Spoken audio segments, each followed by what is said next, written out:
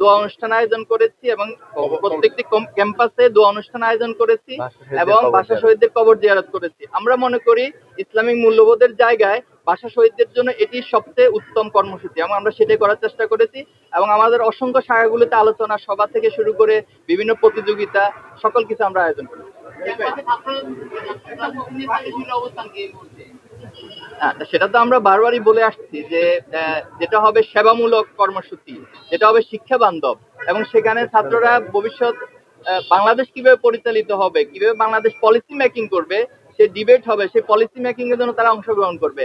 আমরা এমন একটা ছাত্র রাজনীতি এবং সেখানে কোনো আধিপত্য থাকবে না, সেখানে কারো উপর কোনো আদর্শ চাপিয়ে দেওয়া থাকবে না এবং সেখানে জোর করে কারো কর্মসূচি নিয়ে যাওয়া, এরপরে হচ্ছে না গেলে তার উপরে টর্চার করা, এ ধরনের অস্ত্রের কোনো রাজনীতি আমরা চাই না। বিভিন্ন বলেছিলেন 134টি ইউনিটে কমিটি ঘোষণা করা হয়েছিল, কিন্তু আমরা এখন দেখতে পাচ্ছি অনেকগুলো ক্যাম্পাস রয়েছে যেগুলো ক্যাম্পাস কমিটি প্রকাশ হলেও শুধুমাত্র সভাপতি এবং সেক্রেটারি, যেমন টিকুমির কলেজে সভাপতি এবং সেক্রেটারির নাম প্রকাশ করা হয়েছে, কিন্তু পূর্ণাঙ্গ কোনো কমিটি আসেনি। এর পাশাপাশি অনেকগুলো ক্যাম্পাসে যেখানে কমিটি অনলাইনে প্রকাশ হয়নি বা মিডিয়ার সামনে আসেনি। তার পাশাপাশি আরেকটি প্রশ্ন, সেটি হচ্ছে এখানে ছাত্র শিবিরের সংখ্যা কি এত কম যে হচ্ছে 5 জন 7 জন যে কমিটি প্রকাশ পাচ্ছে বা 15-20 জনের কমিটি প্রকাশ পাচ্ছে, এইটুকুই কি ছাত্র শিবির কিনা, আর বাইরে আছে কিনা, বা বাইরে থাকলে তাদের নাম কেন প্রকাশিত হচ্ছে?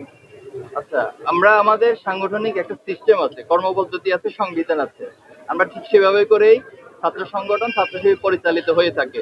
তো গত বছর 24-এর 31শে ডিসেম্বর আমরা কেন্দ্রীয় সদস্য সম্মেলন করেছি।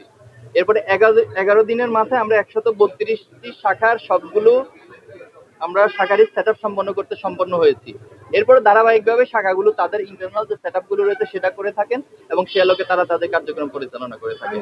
এখন প্রশ্ন হচ্ছে এই 6 মাসে অপর যে সংগঠনগুলো রয়েছে তারা কতটি ক্যাম্পাসে কমিটি দিতে পেরেছে। তো তারাই যদি আবার যে অভিযোগ করেন সেটা যদি আবার আপনারা আমাদের কাছে রিপ্লেস করেন, তাহলে এই কম্পারিজন এটা তো ইনসাফ হলো না, এটা একটা বেইনসাফি প্রশ্ন হলো। এরপর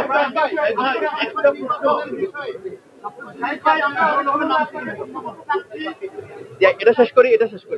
উনি ছাত্র সংসদ নিয়ে নির্বাচন করেছে। দেখুন, আমরা শুরু থেকে বলে আসছি, গণমাধ্যমে ইতিপূর্বে অনেকবার বলেছি যে ছাত্র সংসদ নির্বাচন এটি শিক্ষার্থীদের দাবি এবং দীর্ঘদিন এই ছাত্র সংসদ নির্বাচন না হওয়ার পিছনে মূলত ফ্যাসিবাদী রাজনীতিটা দায়ী ছিল।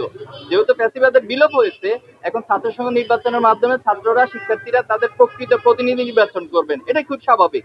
কিন্তু আমরা দেখছি যে আমাদের বন্ধু প্রতিম সংগঠন তারাই নির্বাচন চায় না। কেন চায় না? তারা বলছে এখানে সংস্কার প্রয়োজন। এরপর হচ্ছে আমরা জাহাঙ্গীরনগর বিশ্ববিদ্যালয়ে দেখেছিলাম যে ওনারা একটা ডেটও ঘোষণা করতে, সম্ভাব্য তফসিল ঘোষণার জন্য, কিন্তু পরবর্তীতে সেখানকার ভিসি তিনি বললেন যে ছাত্র সংসদ নির্বাচন দিলে নাকি লাশ পড়বে। তাহলে এই প্রশ্ন কেন উত্থাপিত হচ্ছে, এটা আপনাদের উচিত সেখানকার ভিসিকে জিজ্ঞেস করা এবং তাদের কারণে লাশ পড়ার রাজনীতি আবার ফিরে আসার সম্ভাবনা তৈরি হচ্ছে, তাদেরকে আপনারা মুখোমুখি করা দরকার। আমরা খুব স্পষ্টভাবে বলছি যে ছাত্র সংসদ নির্বাচন দ্রুত হওয়া দরকার এবং এটার মাধ্যমে শিক্ষার্থীরা তাদের প্রকৃত প্রতিনিধি পাবে এবং যেই প্রতিনিধির দায়বদ্ধতা সকল শিক্ষার্থীদের কাছে থাকবে।